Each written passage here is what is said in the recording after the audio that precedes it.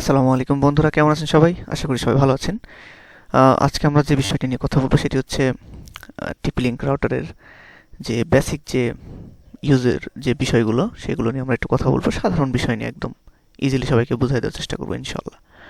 তো আপনি দুইভাবে ঢুকতে পারেন টিপি লিঙ্ক রাউটারে। একটি হচ্ছে সবাই জানেন 192 পয়েন্ট এইটা, আর দ্বিতীয়ত আপনি ঢুকতে পারেন যেটা দিয়ে, সেটা হলো টিপি লিঙ্ক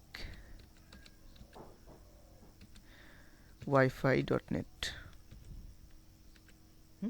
ঠিক আছে, এই দুটো দিয়ে আপনি কিন্তু আপনার রাউটারের ফার্মওয়্যারে প্রবেশ করতে পারেন। অনেক সময় এটা কাজ করে না, যখন নেট থাকে না তখন অনেক সময় এটাতে ঢোকা যায় না, মোবাইল থেকে অনেক সময় সমস্যা হতে পারে, এটা ইউআই এর একটা বিষয়।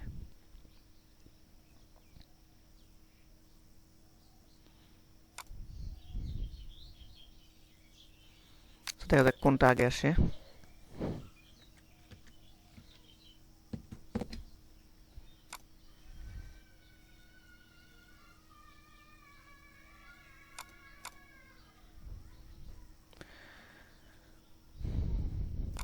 আচ্ছা, এটা এখন আসেনি, পরে এক সময় দেখিয়ে দেবো ইনশাল্লাহ। এটা আমরা এটা নিয়ে গেই।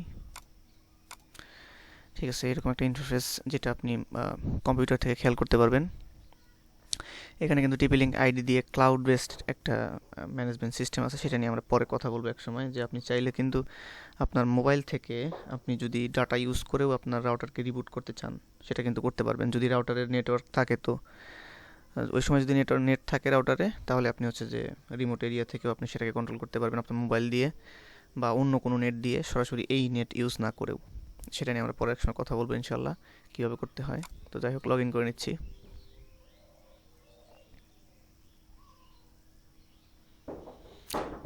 এইটা এটা হচ্ছে বেসিক যে ইউজার ইন্টারফেস সেটা।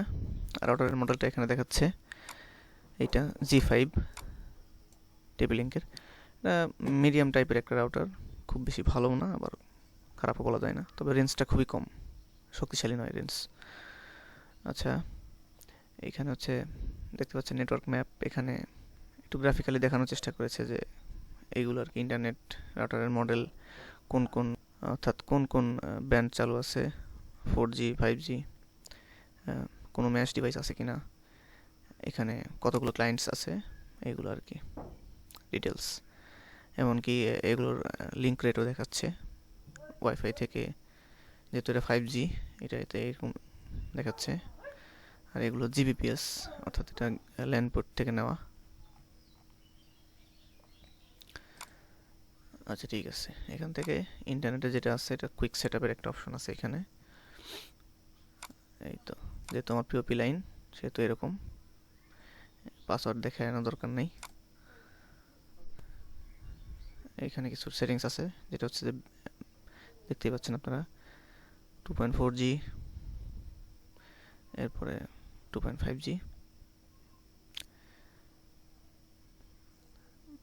দুঃখিত 2.5G এবং 5 GHz যেটা, সেটা 2.4 GHz এবং 5 GHz, ভুল বলেছি।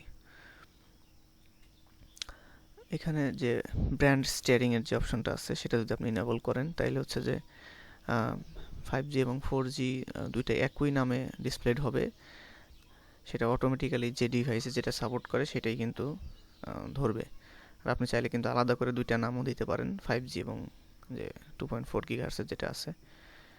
আলাদা থাকলে অসুবিধা নেই, বা 2.4 যদি ধরে তাইলে আবার 5 কেমনে ধরাবো, এটা নিয়ে একটু ঝামেলা হতে পারে। তাই দরকার নেই, আপনার চাইলে অন করতে পারেন, এটা চাইলে না অন করতে পারেন।